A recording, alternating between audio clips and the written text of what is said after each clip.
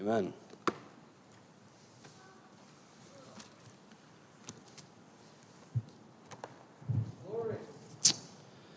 Glory. Huh? Lots of glory.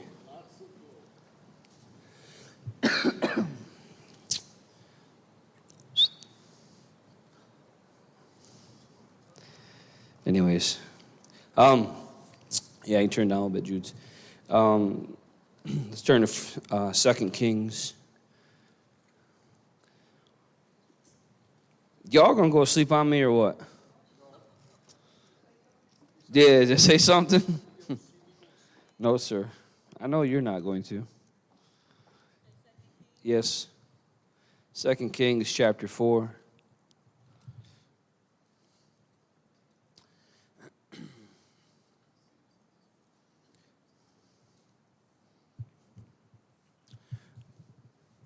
All right. That's right. Here's an interesting one tonight for you that stuck around. Some of you have heard of the 7 mountains. All right, anybody ever heard of the 7 mountains? There's 7 things, that they believe that, church is supposed to take over in these 7 mountains. Well, this ain't that message. This one's called the 7 sneezes, not the 7 mountains. So if you're looking for something powerful, this ain't it. This is called the 7 sneezes. You've heard of the 7 dwarfs? This isn't that either. This is the 7 sneezes. 2 Kings chapter 4. Let's see what happens here. Here we go. Verse 18. When the child was grown, this is the boy that was a miracle child from Elisha, the Shulamite. I think it was a Shulamite woman, if I remember right. Her husband wanted a child, and she perceived that Elisha was a prophet, made him a room in the house. Elisha said, "What can I do for you for your service to me?" And he said, "We really want a child." So he says, "You're going to have a child." And then the next year, they had a child. 18 says, when the child was grown, the day came that he went out to his father, to the reapers. Where'd he go? He was a son. He was out in the field of the father, harvesting. All right, this is going to have a little bit more of a symbolic meaning even to us. Out in the father's field, harvesting the field. We're working as sons and daughters today, out in the field of the Father, reaping the harvest. This young man was out in the harvest field with his father in the middle of the hot of the day, and it was a time when it was hot, being vexed with the heat and vexed with the sun beating down, and there were turmoil. I mean, they were working, and the conditions weren't, they were pretty rough. And so anyways, in verse 19, he's out there working, but he said to his father, my head. The man said to his servants, carry him home to his mother. When he carried him home, brought him to his mother, he sat her on her lap until noon, and then he died. She went up and she laid him on the bed of the man of God and shut the door of the small upper room behind him and left. His young man, he's working and he's out in the sun, and he probably dies from sunstroke or exhaustion or some sort of thing happened to him where his head starts to hurt, and he goes home, and his dad says, listen, bring him back to his mother. He's got to go back to the place of origin, the place of beginning. And his mother says, no, I got to bring him to the place where the man of God is, the place where the miracle happened. I'm bringing him back to the bed, to the place where the miraculous happened, and this belongs to the prophet being a symbol of the Holy Ghost, and I'm bringing him back to the place where the miracle happens. I'm going to put him up in his bed, up in Elisha's bed. He said, I'm not bringing him, putting him back in his bed or my bed. I'm putting him up in Elisha's bed. That man operates in the miracle, that man operates in the supernatural. I need something beyond just a natural touch, so I'm going to, by faith, put him back into the place of a miracle, position for a miracle, and place him in Elisha's bed. I'm going to skip down into verse 32.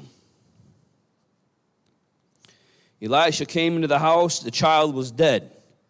Just in case you were wondering, he's dead and laying on his bed. Not exactly the house-warming present you're looking for when you come back, but here's a dead boy. Here's a man that's been working out in the field, laboring in the harvest, in the heat of the day, in his father's harvest, and he's like dead.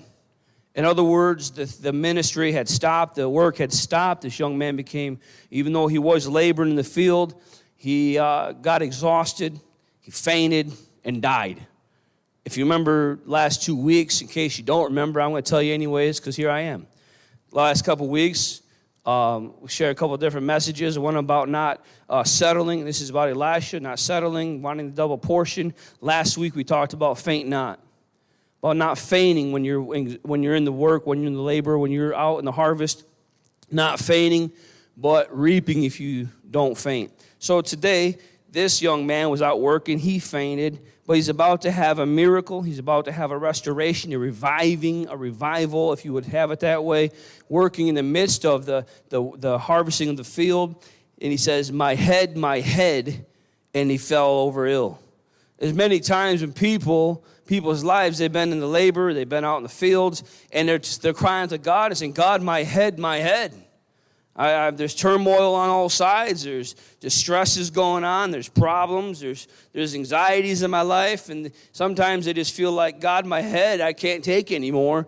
God, I need some relief because the struggles and the things that are coming at me don't seem to have no relief. And sometimes you feel almost like just going up in the bed and laying down and quitting. I don't think you're physically going to die, but sometimes the work can be left off. Sometimes you leave the field and you just want to go up and faint in your bed and just lay there and become ineffective in the harvesting of the kingdom. So the woman calls out for the prophet because she knows the prophet carries miraculous power. He knows he carries the power to call dead things to life, create things that don't exist, call a child to a barren woman who can't have a child, who can bring forth a dead thing or bring forth a living thing from a dead womb. And so she goes against the prophet of God. She goes back to the place where the anointing is. She goes back to the one who is carrying the miraculous power. There's times where, you have to go back to the place where it all started, back to where your salvation came from, back to the place where you had a fresh touch of the anointing, fresh touch of the Holy Ghost. Sometimes you're working so much, and if you don't get revived and stay in that place of getting revived and getting refreshed, you can sometimes just fall over and say, God, I'm done. I'm exhausted. I'm wore out. The ministry's wore me out. But the Holy Ghost says, no, I'm here to revive. I'm here to strengthen. I'm here to call you back into it, get you back out in the field. The time's not over. The ministry's not done. The harvest field is still ripe. The white wind's ready. And so God says, no, I still got more for you to do. So he sends forth, the Holy Ghost shows up. And then he begins to revive. So Elisha came in the house in verse 32, and the child was dead, lying on his bed. So he went in. He shut the door behind the tomb, and he prayed to the Lord. He went up, and he did a really peculiar thing. Strange. This dude is strange. He didn't get the vial of frankincense and myrrh out and dip his head and put a little cross on his head and oil. He didn't just anoint his head. He didn't dump the whole bottle of oil on his head either. He says, you know what, I'm going to do something here that's a little peculiar. Excuse me. And he said he went and he laid on the child. Obviously, it was a little child. He thought it would have suffocated him, even though he was already dead. So maybe he was a teenager this time. So he says he went and laid on him. This is odd. He put his mouth on his mouth, his eyes on his eyes, his hands and his hands. And what did he do? He stretched himself out on him and held him, and the boy's skin became warm. Or King James says it waxed warm. This cold, childless, spiritless young man was cold. The boy was dead, flat out cold. There was no warm blood running through him. He was dead. And so all of a sudden, Elisha feels a little bit of warmth come back. He feels, this boy is starting to wax. He can feel the warmth, the life starting to come back to this young man. But he's not breathing. He doesn't sit up and say, hey, I'm hungry, where's my oats? He's still dead, but yet he has a little bit of warmth. So the first encounter, he has a little bit of an awakening, a little bit of a reviving, but there's not enough there to actually bring forth any life yet. There's just a glimmer. There's just that smoking reed, if you will, or smoking flax, or whatever it says. I think it says a smoking flax he won't put out. It's just a little glimmer, just a little ember, if you will. If you just say a little tiny ember, he goes, there's a spark of life. It's not a flame yet. It's not passionate, a flame yet, but there's a spark of hope and a spark of life. And so Elisha, he says he goes back downstairs in verse 33. He returned and walked in the house once back and forth and went up again and stretched himself out on him. And the boy, he sneezed 7 times. And he opened his eyes. Well, why didn't he sneeze 1 time or 2 times or 3 times or 5 times? He sneezed 7 times. Let's go into a little bit of the symbolism here in this passage. His eyes were on his eyes. His mouth was on his mouth. His hands were on his hands. His eyes could represent the vision, the ability to see, the vision that God has given you in your ministry, your calling, the vision that God has given you for the work that you're to do. Sometimes you fail your eyesight, your vision begins to fail you because of adversity. Things look too hard, they begin to look too impossible, and you start to doubt if God really gave you that vision to win your family, that vision to win your community, that vision of you going out and laying hands on the sick or calling forth the dead things. He tries to cause a little deadness or a little bit of blindness to the eyesight so your vision begins to fail you. So your vision begins to wane, and all of a sudden lose sight of what God is doing in your life. So the Holy Ghost shows up and says, I'm going to put my eyes back on your eyes. Because your eyes, your vision needs some resurrection. Your vision is dying. Your vision is lost its hope. Your vision has lost its fire. Your vision has lost its life. So let me come set my eyes on your eyes. His hands would represent the work that once was doing. The young man was once working in the field of the Father. The young man was once busy in the work of the Lord. He was out laboring for souls, out laying hands on the sick. He was out testifying and working the work of the Lord. But he got tired and he got exhausted, he got weary, and he fainted, and all of a sudden his works had become lifeless. So the Holy Ghost says, let me put my hands back on your hands, and let me set your hands back on fire so you can work the work until I come back. So the hands will represent the work, and his mouth, he said, I'm going to put my mouth back on your mouth and resuscitate. And what your mouth would represent would be the word of God coming out of your mouth. It becomes a time where you start declaring the wondrous works of God, where all of a sudden you're not talking about Jesus anymore, where you're not talking about the good thing he's doing in your life anymore, and all of a sudden the thing that used to come out of you, the testimonies of Jesus, the word of the Lord that used to come out, all of a sudden it just isn't present in your life anymore. All of a sudden you start talking about the things of the world more than the things of God. You start talking about the latest fads, the latest diets, and the latest, social things, and the latest football things and basketball things, and the words of this world begin to occupy the mouth of the believer. But what happens is it just becomes evident of a lifeless soul when there's no word of the living God proceeding out anymore. But there's hope, because he says, I'm going to put my mouth on your mouth, and I'm going to impart back into you life, that life more abundantly, that out of your river shall not only come out a river of living water, but out of your mouth shall proceed a sword, just like it's going to out of Jesus' mouth. Because if this word as like a two-edged sword, then when we speak it, just like Jesus, remember, he says he's going to come back and there's going to be like a sword. This word is going to come forth, right? Doesn't it say that? Like out of his mouth, like a two-edged sword.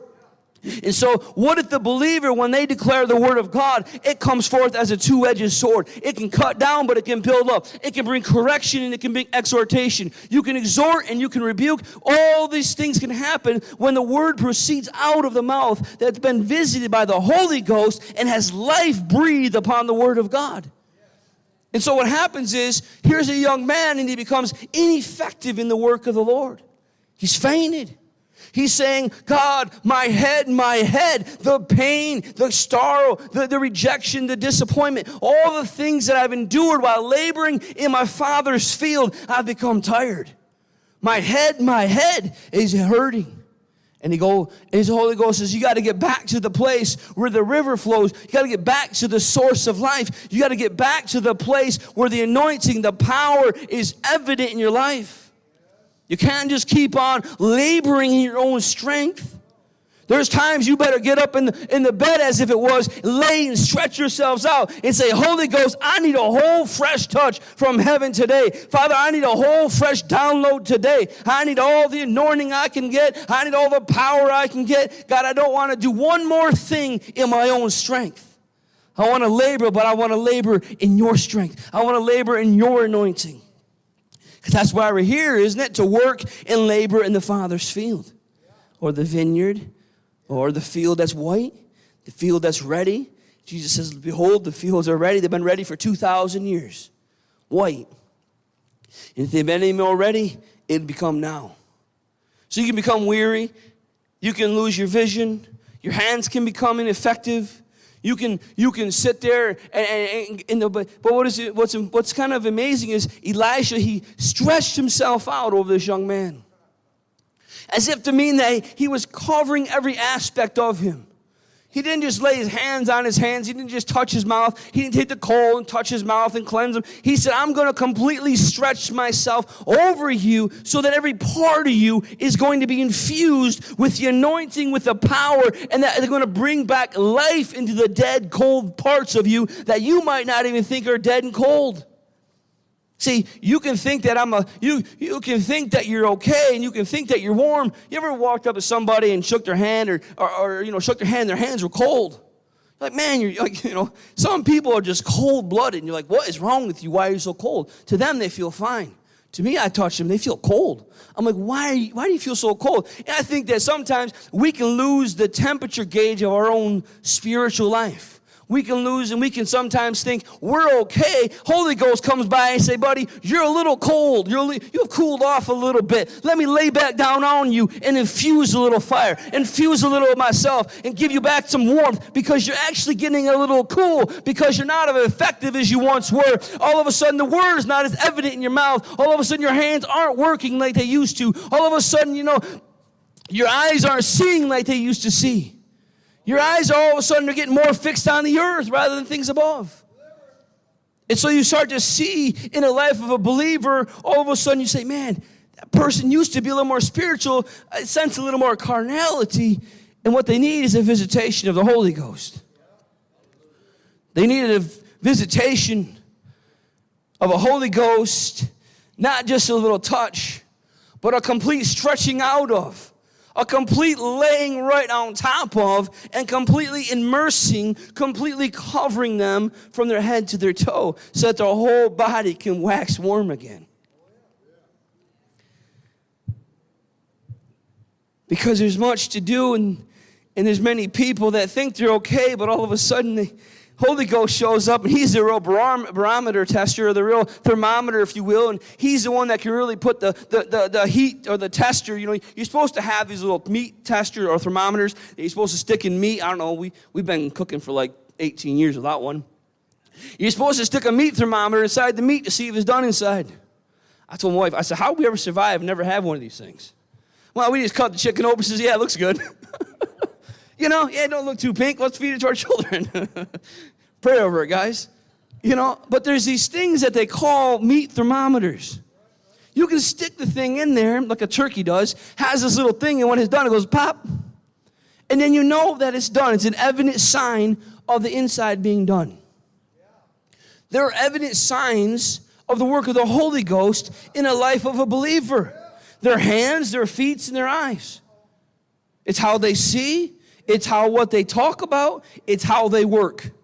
These things become a barometer. I don't even know if I'm saying the right word. They become a litmus test is maybe another word. It's a thing that, you can tell what's really going on by the evidence or the manifestation. See, people can only fake stuff so long. But pressure, the sun beating down, begins to reveal what's going on. See, in this story, we don't see other servants. Maybe they did, I don't know. But we don't see the father passing out or the servants passing out. But in this story, one person is passing out and dies. And so it means to tell me that some people can endure more of the beating of the sun more of the hardship and the turmoils of life than other people. Some people don't have as much strength in their life yet. They haven't developed as much character. They haven't developed as much as a life of Christ in them yet to withstand certain trials or certain battles yet. But God's getting them ready. So he has to show them where they're really at and say, oh, that's as deep as I am. Well, that's not very deep. All of a sudden, I get frustrated with a person. All of a sudden, I get offended when someone doesn't treat me quite right. And all of a sudden, it reveals to me out of my own mouth, my own disdain, my own negative opinion. What comes out of my mouth becomes the evidence of where I really am. And you aren't hiding from the Holy Ghost. You can put on a good show here. I can put on a good show. You can worship like you're okay. You can dance like you're okay. But your Holy Ghost knows what the temperature, the inner core temperature of who you really are. He got a big thermometer, and he sticks it in every once in a while. He comes to sit down and goes, well, that one's cold. I better visit him a little bit longer. But sometimes the person won't sit long enough and get in enough of the presence long enough that the effect of the Holy Ghost can affect their lives. They come in and they leave. They come into a service for an hour. Thank you. Goodbye. I'll see you next week. No intention of having the Word of God actually penetrate, having the Word of God actually do any work in their life. They want to come so they can say, I went to church, but never have the power or the effect of the power of the Holy Ghost evident in their life. Oh, they might get a little bit of understanding. They might get a little word here and there. But when it comes down to it and they get put in the pressures of life, the Holy Ghost isn't coming out. It's just flesh. Then all of a sudden you realize, well, maybe I wasn't as deep as I thought I was. Maybe I wasn't as transformed or conformed as much as I thought I was. The Holy Ghost says, it's okay, son. It's okay, daughter. Let me have my work in your life. Get back under the glow of the presence of God. Get back under the sitting of the Word. Get back into submission to the Holy Ghost. Get back into the Word and have the Word work in your life where you'll allow the Word to tell your flesh to shut up and to control the mouth that's getting you in trouble, that's having the offense. He says if you can just get yourself under the authority of the lordship of this Lord Jesus Christ and the authority of His Word, it will affect change in your life. But people really don't want the yoke of the Word in their life. They really don't like being constrained and actually having to put the flesh to death. They really don't like, constraining the flesh. Because it feels good to rant and to rave. It feels good to talk about people. It feels good to vindicate. It feels good to justify yourselves. It feels good to do these things as if, you can make yourself feel that I'm not the guilty one, that I'm okay. When the Holy Ghost says, no, you're wrong, even if you're right. Because that's not how Jesus would respond. That's not the love of Christ. That's not the response of Christ. That's not the patience that I want to work in you. That's not the endurance I want you to walk in. That's not the long suffering I want evident in your life. So Holy Ghost comes and He uses the Word to chop you up all and down all of your life. But then He puts you all back together. He ain't chopping you up to leave you broken and messed up and wounded and hurt. He does it to bring a more perfected you in the evidence and image of Jesus Christ. See, really what He's doing is He's carving you off all the access of the flesh, and He's carving to reveal the image of the Lord Jesus Christ. And He's doing it with the Word. And this is the image, and this is the standard, and this is the life that we live by. So you said, why in the world do you call this the 7 sneezes then? Well, the boy sneezed 7 times. Right? He sneezed 7 times. To sneeze, this is real deep. In case you didn't know what a sneeze was. Straight from the Webster, ready?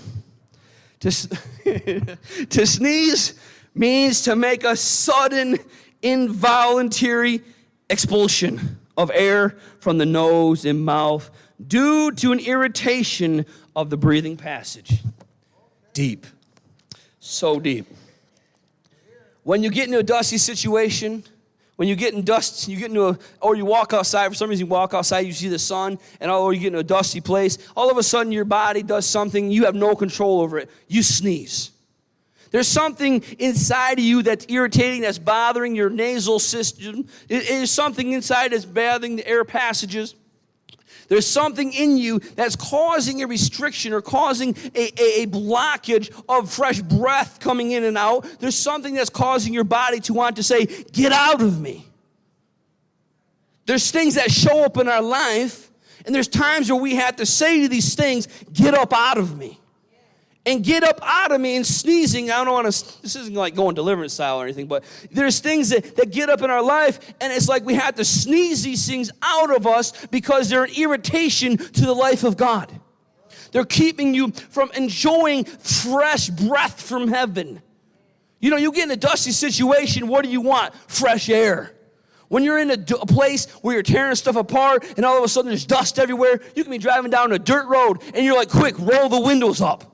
You don't want that junk coming up in your car. You can be doing a demo job and all of a sudden the room starts filling up with dust and nasty air, and you say, quick, open the window. Because you know it's not right for you to be breathing all this pollutants in your mouth or in your system. Because as soon as they do, what happened? Your nose starts to get stuffy. If any of you ever tore out carpet or messed with dirty, nasty stuff, you won't take you long. All of a sudden, your nasal passage is getting messed up. All of a sudden, you're sneezing. All of a sudden, there's some irritation going on because there's a defilement that's not supposed to be inside of the body. It's your body saying, you need this junk out of you. Now expel or expulse. That's not the right word. Have an expulsation. Look, get this junk out of you. Sneeze. It's your body's response of a defilement to get it back out of your body. So there's things in a Christian life where the Holy Ghost comes and says, you know, you need that thing out of your life. And this young man had the impartation of life. He was warmed up. The second time he came to life, and he snatched up and he sneezed 7 times. Getting this, whatever was going on, whatever the reason for it, there was stuff going on, and it was getting out of him. So let's take a quick look here. There's times where we want fresh air, because I believe that it's God breathes life or breath of life into man. It's when God breathed into man, he became a living being in Genesis 1 or 2 or 3. Somewhere in the first couple chapters when he breathed and it became a living soul. Probably somewhere second, third, I don't know. And he breathed the breath of life. And you know what it's like to have a fresh breath of air when you've been in a dusty situation, or you've been in a place, whether you're in a dusty home, or whether you're sweeping and dusting your house, and you're in this mess, and you know what it's like to open the door and just get a fresh breath of air. Where you feel alive again. You're like, yes, finally I can breathe, because there's not the defilements of the outside environment trying to get inside of me. You can feel like I can just breathe again. Sometimes you plug your nose because people pass gas, but that's besides the point. There's a time and a place. But so he said there's these sneezes. So I want to look at a couple. The 7 sneezes. 7 sneezes. I know it's rough. Huh? Well, I was like, I don't know about him. The first one we've got to do away with in our life is trying to do the work without the power of the Holy Ghost. Is doing church without the power of the Holy Ghost. The early church started out with a visitation in the upper room. They started out with an empowerment. Holy Ghost fell, and they were filled with the Holy Ghost and filled with power, and they were going out doing these works because of the power of the Holy Ghost. We have traded, not just like this place, okay, I'm talking generic terms here. We have traded as a church, we have traded the power of the Holy Ghost for trained musicians, for beautiful buildings. We've traded off the power of the Holy Ghost for these things that the man can do. Good sermons, good notes, good etiquette, good things that just appeal to the flesh, things that, but they're void of the power of the Holy Ghost.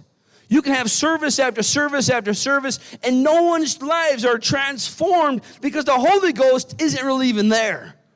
You can have a whole method and a whole system built upon all these good things and built upon good doctrine, and the Holy Ghost is knocking at the door saying, will you just let me in?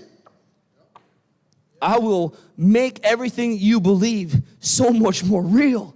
What you're talking about, I can literally do in your life. But see what happens when the Holy Ghost gets a hold of people who have their nice systems and have their nice buildings and have everything put together and all their programs. The Holy Ghost comes and he's like a holy interrupter, and he'll mess up people's plans. He will mess up their programs. He'll mess up their 3 hymns and their 2 hers, and he'll mess up their 45-minute service, and he'll mess up all their trained plans and all their things that they're used to doing, their meet and greets and their donut shops, and he comes and he'll mess them up. Because he says, this is not the system that I have built. And the Holy Ghost comes to mess things up.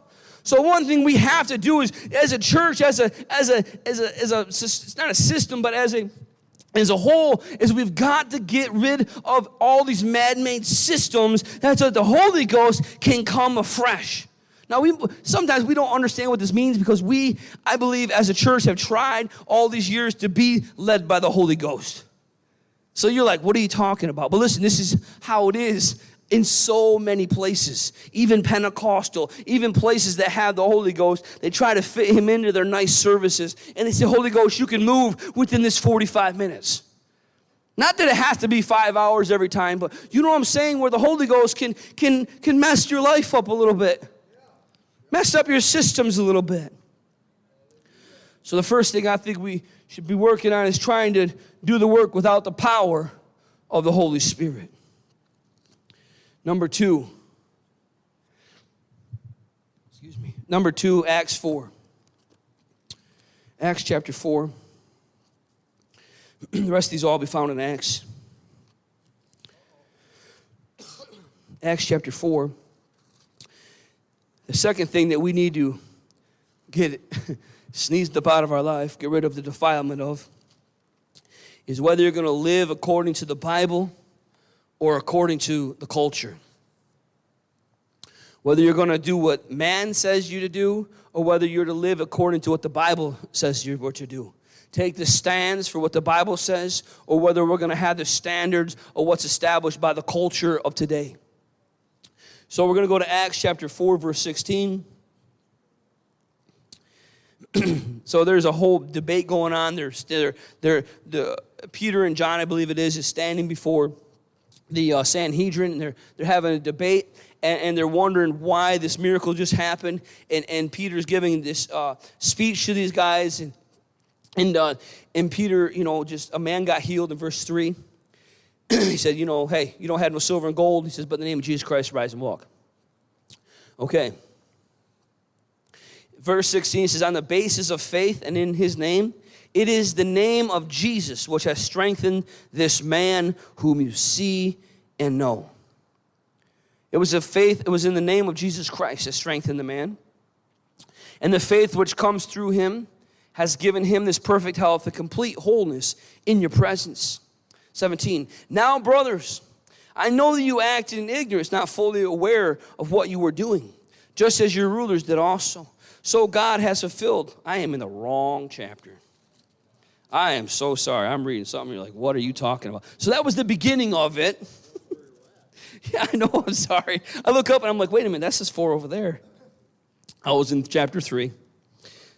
Yep, this makes more sense. Saying, what are we to do with these men? For the fact that an extraordinary miracle has taken place through them is public knowledge and clearly evident to all the residents of Jerusalem. We cannot deny it. But to keep it from spreading further among the people to the nation, let us sternly warn them what? Not to speak again to anyone in his name. Here's the culture trying to tell the church what they can or cannot do. Here's the religious system. It says, look, we can't deny that the power of the Holy Ghost is evident, and this man just is walking who could not walk. We can't deny the miracle, but yet we don't want the power of Jesus to spread. We're okay with you talking about Jesus. We're okay with you singing about Jesus, but don't bring Jesus up into our culture. You keep that Jesus in your own home. Oh, sure, we'll give you an award for singing your songs, but keep Jesus, the power of Jesus, up out of our award ceremony. Now I'm about to meddle. Someone's giving an account for what happened a couple weeks ago. Y'all know what I'm talking about, right? Huh? The Grammys? They don't have to. That's the devil's throw anyways. Huh? You seen it, right? Not the Grammys, but I'm talking about the controversy. Well, don't go watch it. It's all satanic.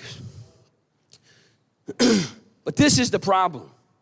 The Grammys put on all their satanic rituals, all their satanic music, where people dress up like the devil. People are doing all this orgy nonsense on stage with binary, with transgender people, putting on a whole show and worshiping the devil. And you got believers sitting in the midst of a performance after satanic performance, where I think its name's Jay-Z, I believe it is. He's the wife of Beyonce, her husband is Beyonce, puts on a whole show about him being Jesus Christ, a whole spread of the Last Supper. I'm talking about pure evil.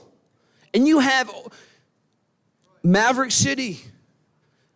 Never will listen to him again. They sit there as worshipers of the Almighty God to get an award from this satanic award system, as if they've arrived somewhere, as if they need to, defile themselves in a satanic worship service to receive a reward from man and compromise everything that's holy before the Lord. For what? They received the Grammy. They ought to walk out of there in protest and said, that is not the God I serve. I will not defile myself in a satanic ritual after ritual after ritual, and they mock my God, they mock my Jesus, and they get up and there's nothing said about anything about the Lord. Except Brandon Lake says, listen, if you're hurting, turn to Jesus. So what? Weak, powerless. In that moment, they all lost me. I said, if you can sit there and be defiled, and sit there in this nonsense hours after, and this whole ceremony of everybody reaching their rewards, and they're having demonic,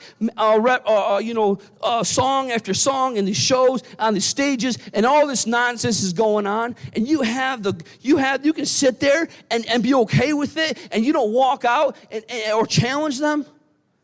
Someone's going to give an account, because God is not mocked. He is not going to share his glory with another. His people have got to be, something's got to be different. There cannot be these collaborations between Christian singers with Maverick City and another rapper called DeVoe or somebody, and paying tribute to a fallen rapper talking about smoking weed, and we're going to see you again. This is abomination to God. That we as a people, a culture, I'm talking a worship culture that is written song after song that's getting sung in churches, stand there and collaborate with these heathen sinners, and they'll say, oh, it's okay, God can still reach them. Not like that. Not like that. It is pure evil. They have sold their souls for an award. And they'll answer to God. Because God says, come out from among them, touch not the unclean thing, come out among them, lest you reap the plagues of Egypt. They want to play, if they want to enjoy, if they want to tiptoe around satanic presentations, if they want to do that, they're going to reap what they're going to reap. They sold their souls for what? An award? You can sing all you want about Jesus. You can do all you want to do. But there's got to be a difference. There has to be a standard that says that's pure evil. I have nothing to do with that. I won't even come. I don't need the accolades of man. I don't need the approval of an award system to sell my soul and to sell my standard as if I want something from man, that it means something to me. All right, I'm done. There you go. Look it up yourself. I vented. That's my 5 minutes of venting. So it falls right into whether you're going to live according to the Bible or according to the culture. They're having the influence of the culture, thinking that they're going to influence the culture with having some feel-good Jesus songs that can give you a goosebump. It is meaningless. It's meaningless. These songs that don't lead you to repentance, they're good. Yeah, they make you feel good. But anyways, I'm done. Done meddling. So Peter and James and Peter and these boys said, listen, I don't care if you say we're not supposed to speak the name of Jesus, we're going to preach the name of Jesus. Because he's my source, because he's my power, because he's the one who's given me life. And I'm not bound to the religious system. I'm not bound to the demonic forces that say shut up and go away. But I'm saying I'm going to have the power of the Holy Ghost fill me more. And I'm going to be set more on fire. In any area of me that's cold, guess what? It's going to get lit on fire by the Holy Ghost. They wax bolder and bolder and bolder in the Lord. That's what's got to return back to the church. It's what's got to come back to this, to all the worship people and all the people who are in culture and in movies and everything else. It's got to be the boldness of the power of the Holy Ghost back in their life. Evidence of the Holy Ghost. Otherwise, what's the difference? Weak. Okay. So number 3 is holding on to earthly possessions as if they mean something, all right? Because remember Ananias and Sapphira, there was a time where they were giving all their stuff to the church in Acts 5, and they lied to the Holy Ghost, says, no, actually, we gave everything, but really they were holding on to something. So it's not that the Lord wants you to give everything away and live in a tent. It's that he doesn't want anything in your life that you said you give to him still have any kind of, hold in your life. You know what I'm saying? Like, he wants everything to be free from its captive power in your life. He wants you to be free from everything in life that's trying to hold you back from going further into the things of the Lord. So he'll take them and we'll give them to him. Putting trust in the possessions rather than the source. See, this isn't relevant for everyone, but sometimes we want to run back to where the provision was, just like Elisha or Elijah. See, he had to a place where he went to the widow's house and he was fed. He went to the brook and there was a raven or a bird that was feeding him there. And what he could do was like, well, I got to go back to the widow's house. I could go back to the brook rather than going back to the source of the provision himself. But he realized that, look, God is my source, not the widow, not the brook, not the raven. These things are not my sources. God Almighty is my source, and he never runs out, and he has a vast supply. And he said he'll meet all my needs according to his riches and glory in Christ Jesus.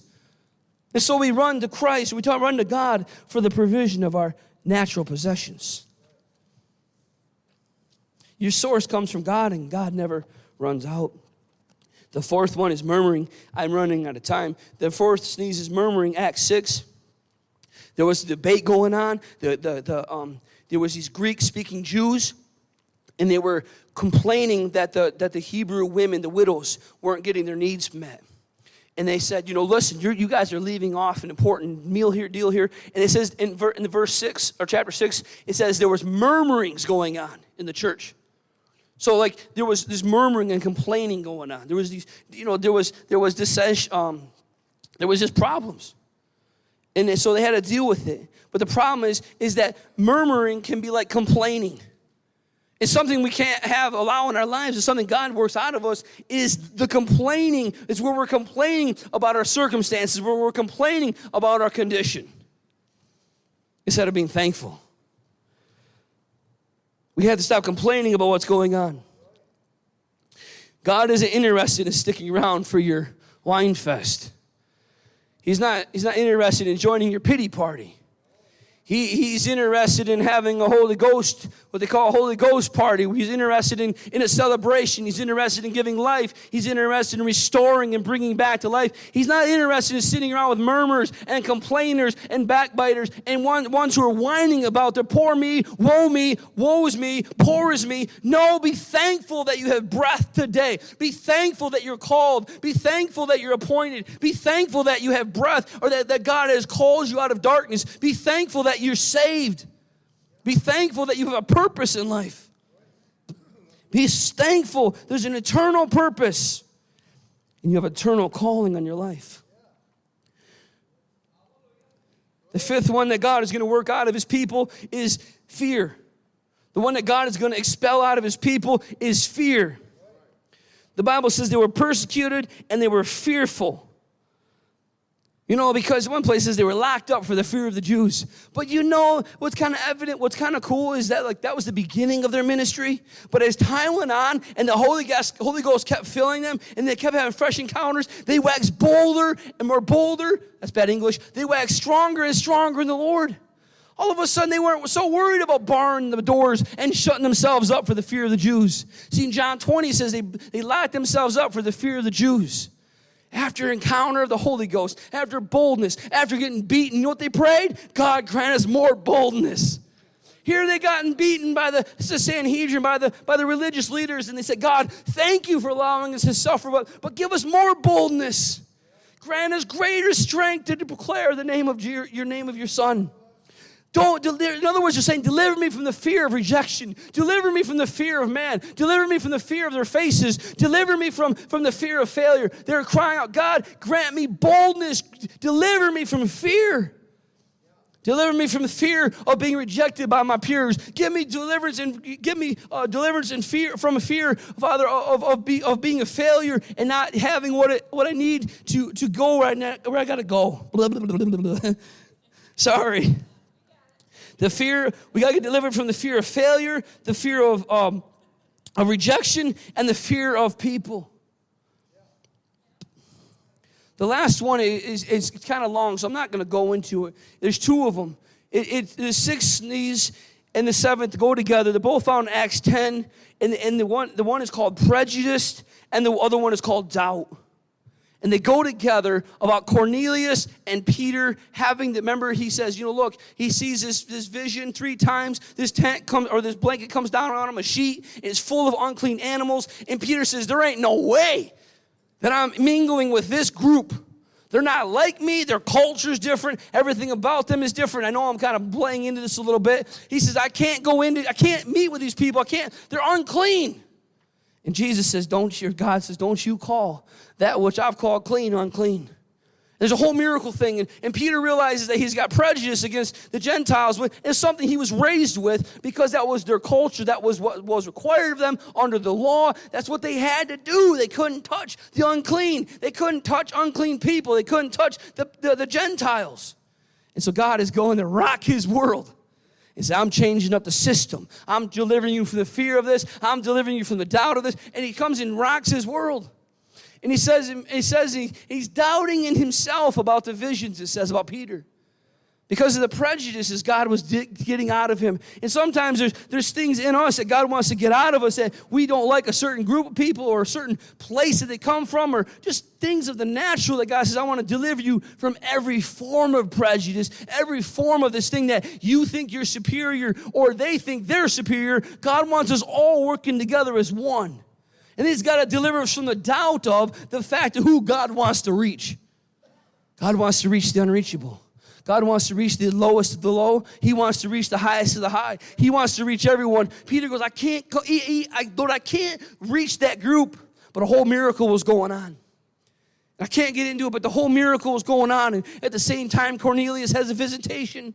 I mean, it's amazing what God does and what God is going to do and what he is doing, what he's going to do, and what he's continually doing in the life of the believer who says, God, I want to have you stretched over my life. God, I want to stretch myself out and say, here am I, Holy Ghost. Touch my hands, touch my eyes, touch my feet, touch my heart, touch every part of me. Holy Ghost, get a fold of me. Holy Ghost, set me on fire. Holy Ghost, use me, revive, resurrect every dead part of me. Holy Ghost, set ablaze every cold area of my heart. God, let every part of me, mind, soul, and body set on fire. Let me burn with the fervency. Let me burn with the glow and the anointing and the love of Jesus Christ. Holy Ghost, come and stretch yourself out upon me and let me be made like Jesus.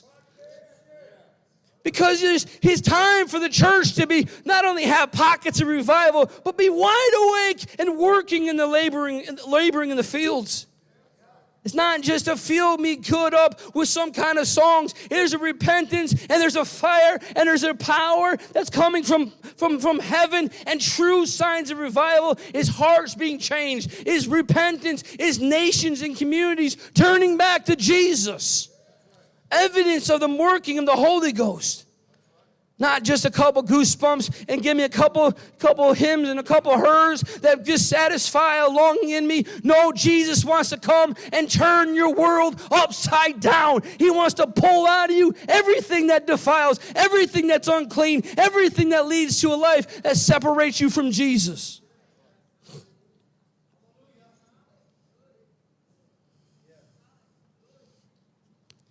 So it's time, he says, I'm going to get involved with my people, and I'm going to expel, I'm going to cause there to be involuntary expulsions of these things in their lives that are being defiled because of the outside environment of where they live. We can't let the defilements of the outside of where we are to get inside of us. There's times where you roll up the windows, you say, you are not coming up in my area. You're not coming up into my life. You're not having influence in my life. It's time to roll up the Holy Ghost windows of your life, shelter yourself in at times. It says that influence is not influencing me. That way of the world is not having any effect in my life. You keep that garbage outside of this vessel. This vessel is pure, undefiled, and holy unto God. There's parts of me that God's still working on, but nevertheless, this is the temple of the Holy Ghost. And he has access to every part of me. And every part of me he wants to have access to. Hallelujah. Hallelujah. Thank you, Jesus. Thank you, Lord. Thank you, Lord. Thank you, Jesus. Hallelujah, hallelujah, hallelujah. Holy Spirit, we invite you to come. Hallelujah, hallelujah, hallelujah, hallelujah.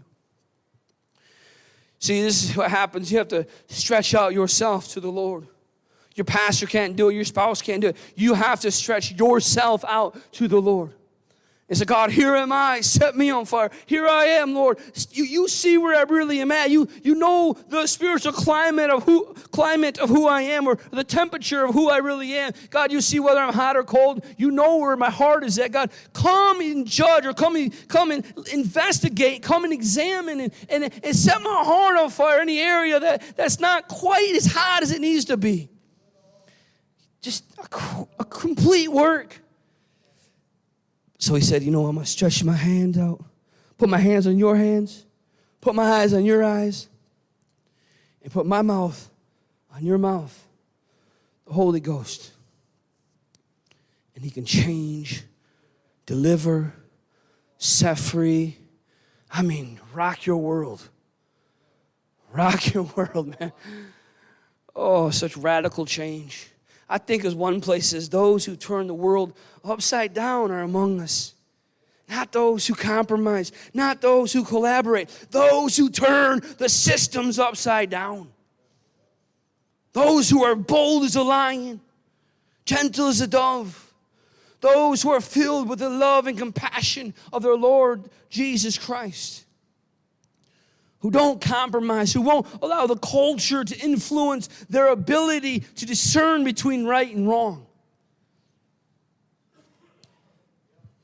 All we can say is, Holy Ghost, here we are. Holy Spirit, here we are. Holy Spirit, we want to be available. Holy Spirit, you have to do the work in us. And he will.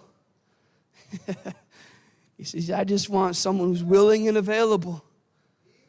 He only someone who's willing and available. So you just have to say to your own heart, to the Lord, here am I, Lord. Here am I. Cleanse me. Here am I. Send me. Here am I. Use me. Here am I. Purify. Here am I. Change. Here am I. Set me on fire. Here am I. Baptize me afresh with the Holy Ghost and fire. Holy Ghost, have your way. Lord Jesus, will you please come and touch my life once again? And he will. It's so awesome, man. It's so amazing. Thank you, Jesus. Hallelujah, hallelujah, hallelujah. Oh, hallelujah.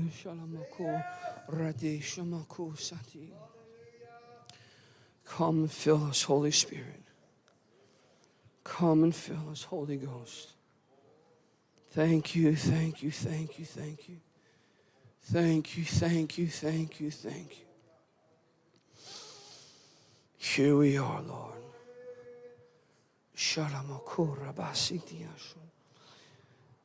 Thank you, Jesus. Thank you, Jesus. Thank you, Jesus.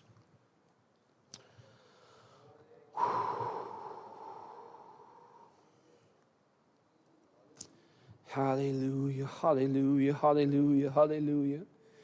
Oh, there's one place, oh, Son of David, have mercy on me. He says, don't pass me by. There was a time where a man cried out, don't pass me by, but have mercy upon me. He'll go wherever he's invited. He'll come to those who are asking. He says, to the hungry and to the thirsty, I'll fill. Man, best place to be is like a little bird, mouth wide open, saying, fill me. Father, fill me.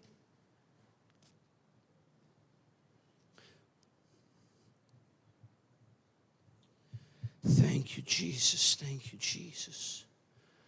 Shut up.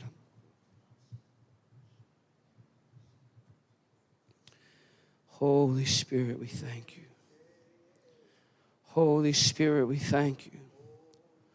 Holy Spirit, we thank you. Holy Spirit, we thank you. Hallelujah. Holy Ghost, I'm asking you to touch every soul that is asking you tonight. Holy Spirit, every person who's reaching out to you in their heart that's open to you, I'm asking that you would fill. I'm asking you would meet every need that you see that's present. Holy Spirit, I'm asking you to come, fill, come, take.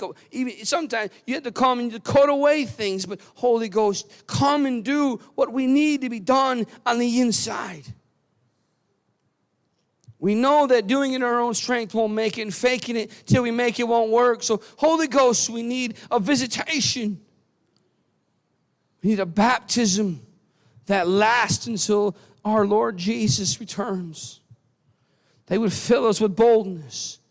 They would fill us with fresh fire and fresh anointing that can burn, and we trim our wicks, and be full of anointing and full of fire and full of oil. Lord, that we found watching when you return. That we be found faithful when you return. Be found busy when you return. Because you're coming quickly, Lord, and your reward is with you. And Lord, we want to live like, oh, Holy Spirit, have your way in our lives. Thank you, Jesus. Thank you, Jesus. Real quick thought. So the Lord shows up to Isaiah. Here's what he said.